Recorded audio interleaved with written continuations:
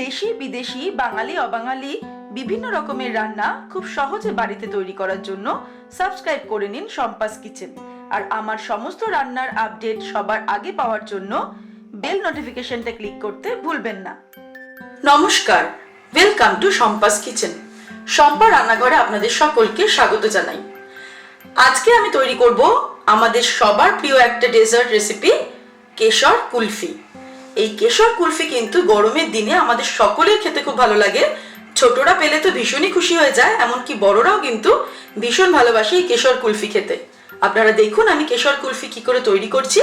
আমার রেসিপিটা ভালো লাগলে অবশ্যই রেসিপিটাকে লাইক করতে, শেয়ার করতে ভুলবেন না। তাহলে চলুন আমরা তৈরি করে ফেলি আমাদের সকলের প্রিয় সামার স্পেশাল রেসিপি কেশর কুলফি। কেশর কুলফি তৈরি করার জন্য আমাদের যে উপকরণগুলি লাগবে সেগুলি হলো, আমি কাজু নিয়েছি 20-25টা, কাজুগুলোকে কিন্তু কুচিয়ে নিয়েছি। আমন্ড কুচিয়ে নিয়েছি 15-20টা। 10 গ্রাম পিস্তা আমি কুচিয়ে রেখেছি। আমুল স্প্রে দুধ নিয়েছি 25 গ্রাম। 2 পিঞ্চ কেশর নিয়ে আমি 2 টেবিলস্পুন দুধের মধ্যে ভিজিয়ে রেখেছি। এলাচ গুঁড়ো 1/4 টিস্পুন, চিনি 1 কাপ, আর এর সঙ্গে লাগবে 1 লিটার দুধ। কেশর কুলফি তৈরি করার জন্য সবার প্রথমে আমাদের যেটা করতে হবে, আমি 1 লিটার দুধ নিয়েছি। দুধটাকে গরম করতে হবে, জাল দিতে হবে। ততক্ষণ জাল দিতে হবে যতক্ষণ না দুধটা 1 লিটার থেকে মোটামুটি 1/2 লিটার পরিমাণ হয়ে যায়।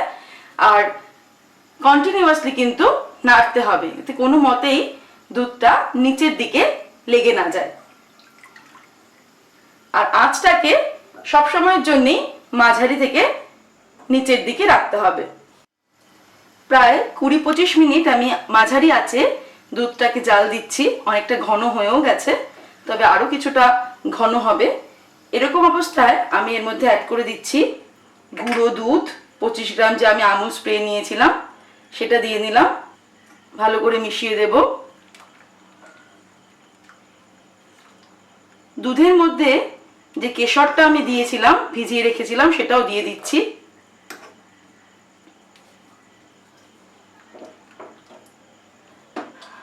চিনি দিয়ে দেব। আমি 1 কাপ চিনি নিয়েছি, আপনারা কিন্তু নিজেদের স্বাদ অনুসারে চিনির পরিমাণটা বাড়াতে বা কমাতে পারেন। আর দিয়ে দেব এলাচের গুঁড়ো 1/4 টিস্পুন, আমি এলাচের গুঁড়ো দিয়ে দিলাম। এভাবে আবার নেড়ে যেতে হবে, আরো কিছুটা সময় লাগবে।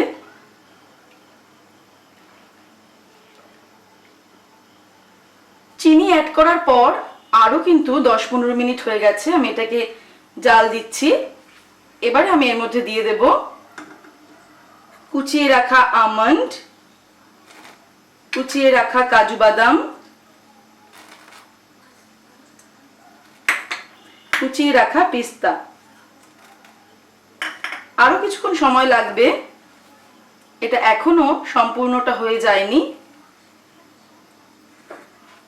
আরো কিছুক্ষণ মাঝারি আছে এটাকে নাড়তে হবে, যতক্ষণ না পর্যন্ত অর্ধেকটা হয়ে যাচ্ছে দুধের পরিমাণটা। সেটা কিন্তু নিজেদের আন্দাজ করে একটু বুঝতে হবে।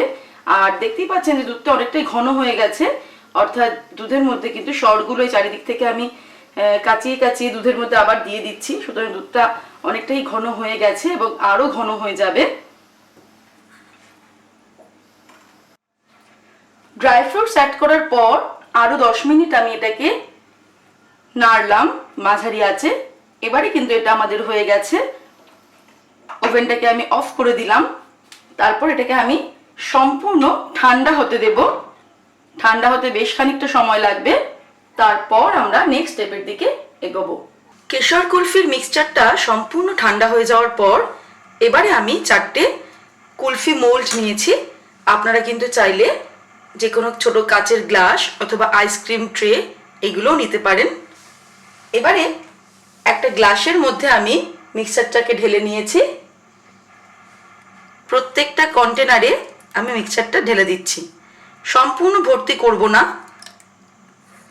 কিছুটা কিন্তু ফাঁকা রাখতে হবে। 4টে গ্লাসে সমান মাপের আমি ঢেলে নিলাম।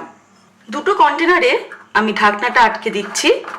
মোল্ডের সাথে ঢাকনাগুলো থাকে, কিন্তু যদি আপনারা অন্য কোনো কাচের গ্লাস অথবা অন্য কোনো কিছুতে করতে চান, সেক্ষেত্রে তো ঢাকনাটা থাকবে না, তাই সেই ক্ষেত্রে আমি দেখিয়ে দিচ্ছি কিভাবে করতে হবে। অন্য যে কোনো কিছুর মধ্যেই আমরা কুলফি জমাই না কেন, তার ওপরে এভাবে আমরা অ্যালুমিনিয়াম ফয়েল দিয়ে কুলফির জারটাকে ঢেকে দিতে হবে। আমি এই দুটোতে এর জন্য ঢাকনাটা না লাগিয়ে আপনাদেরকে দেখিয়ে দিচ্ছি। কুলফির জারের মুখটা আমি একটা অ্যালুমিনিয়াম ফয়েল দিয়ে এভাবে চেপে ঢেকে দিলাম। একটা চাকুর সাহায্যে একটুখানি আমি এভাবে কেটে নিলাম। এর মাঝখান দিয়ে আমি ঢুকিয়ে দেব আইসক্রিমের কাঠি, যেরকম আমরা দোকানে কিনতে পাই সেই রকম। এবারে এই 4টে কন্টেনারকে আমরা ফ্রিজারে রেখে দেব ওভারনাইট। সারা রাত রাখতে পারি, অথবা অন্য কোনো সময় রাখতে হলে কিন্তু 8 থেকে 10 ঘন্টা ফ্রিজারে রেখে দিতে হবে। তারপর এগুলোকে আমরা ডিমোল্ড করব। সারা রাত ধরে ডিপ ফ্রিজে আমি কুলফিগুলোকে রেখে দিয়েছিলাম। এবারে বার করে সঙ্গে সঙ্গে এরকম একটু জলের মধ্যে প্রথমে চুবিয়ে নিয়ে তারপর হাতে একটু রাব করে নিয়ে, দেখতেই পাচ্ছেন কুলফিটা কিন্তু একদম জমে গেছে, একটা ছুরি দিয়ে আমরা এটাকে কেটে দিলেই, এরকমভাবে ঘুরিয়ে দিলেই কিন্তু কুলফিটা খুব সুন্দর বেরিয়ে আসবে। এটা খুব তাড়াতাড়ি সার্ভ করতে হবে, নালে কিন্তু গলে যাবে।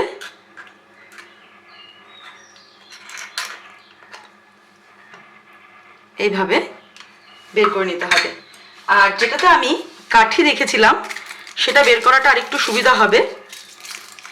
এরকম র্যাপিং পেপারটা এসে করে দিয়ে এটা জলে একটুখানি ঘুরিয়ে নিয়ে কাঠিটাকে ধরে ঘোরালেই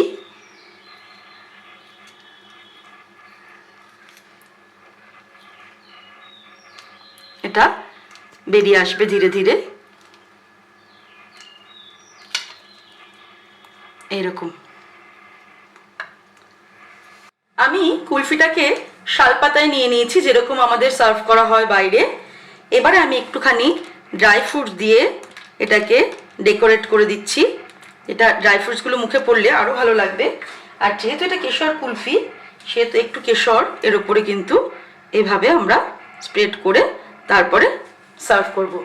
দেখতেই পাচ্ছেন খুব সুন্দর কিন্তু দেখতে হয়েছে আমাদের কেশর কুলফি তৈরি। এটা গরমের দিনে একদম পারফেক্ট একটা কুলফি রেসিপি। আপনি বাড়িতে যে কোনো অনুষ্ঠানে কিন্তু ডেজার্ট হিসেবে এটা সার্ভ করতে পারেন বাড়িতে আসা গেস্টদেরকে, আবার ছোট বড় সকলকেও সার্ভ করতে পারেন। আমার রেসিপিটা ভালো লাগলে অবশ্যই রেসিপিটাকে লাইক করতে, শেয়ার করতে ভুলবেন না। আর নিত্য নতুন রেসিপির আপডেট পাওয়ার জন্য এক্ষুনি আমার চ্যানেলকে সাবস্ক্রাইব করে নিন। সুস্থ থাকবেন, ভালো থাকবেন। আমি আবার হাজির হব নতুন নতুন রেসিপির সঙ্গে। নমস্কার।